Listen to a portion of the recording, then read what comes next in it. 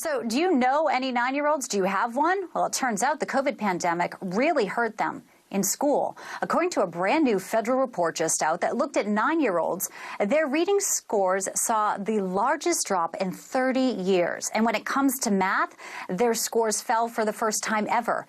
Now, among those impacted the most were children of color. For math, the average score for white students fell 5%. For Hispanic students, the score fell 8 points. And for black students, 13 points. Now, the drop in reading scores was equal for white, black, and Hispanic students. That score overall fell 6 points for those children. Joining me now, Nicole Neily. She is the president and founder of Parents Defending Education.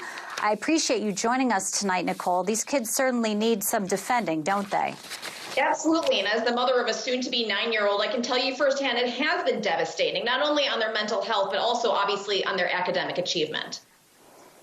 You know, what strikes me, too, is that it is the children of Black, Hispanic, who are really hurting as well in some of these numbers here. And, you know, the Democrats and the left, they've got, you know, a lot of issues here, and we're facing a possible teaching shortage. Yet you see in New York, they still want to do these draconian things with schools.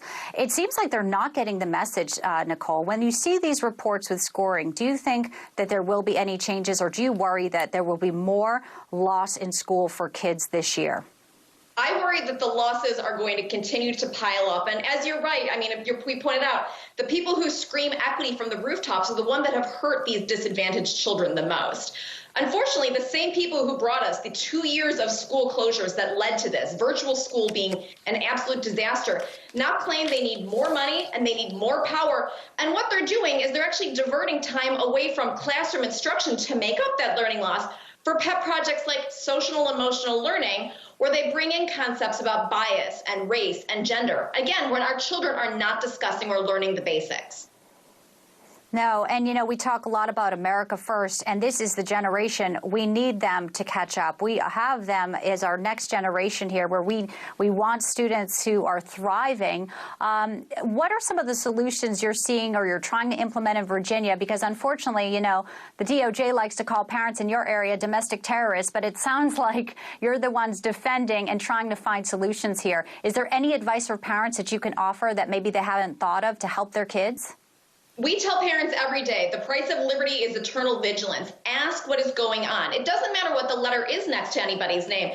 Your child does better when you are involved in their education. You know, and parents want to help. They want to supplement. They want to complement what's taking place in the classrooms.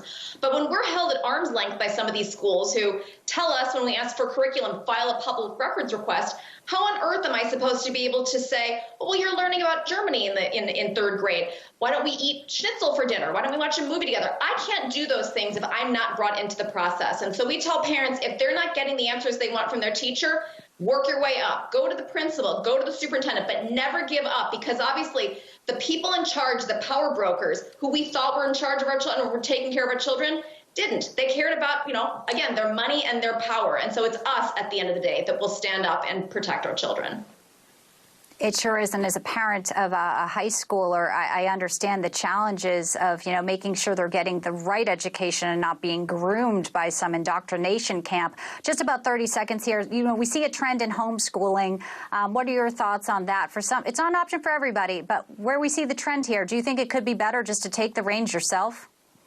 Yes, we hear from people all the time who choose that, who've explored private school options. I mean, for many years, Catholic schools were in decline, and we have seen their popularity go off the chart as people have realized this one-size-fits-all government schooling model is not set up for our children. Many children have thrived or have failed, fallen between the cracks, and these administrators don't care. And so it is any options that, you know, best suit your children. It's a very individualized process, but we encourage parents, explore everything in the name of your child's best interest.